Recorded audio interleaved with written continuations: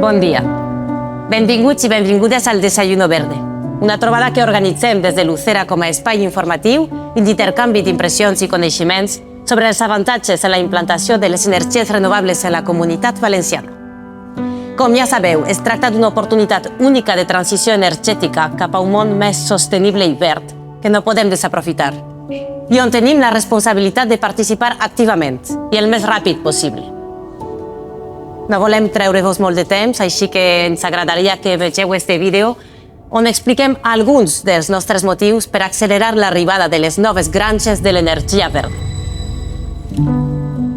Yo no sé cómo lo veis, pero vamos, a mí esto me suena un poco a lo de siempre, ¿no? Al final.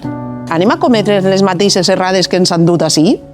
Y aunque se vistan de verde, es un verde muy poco esperanzador. No podem parlar d'una verdadera transició ni d'un canvi de model si no parlem d'un decreixement profund. A ver, está claro lo que están haciendo, ¿no? Es lo de la responsabilidad social de las Es que, empresas, que nosotros lo hemos llamado de alguna manera negocionismo, ¿no? Ya no niegan el problema, pero intentan negociar con él.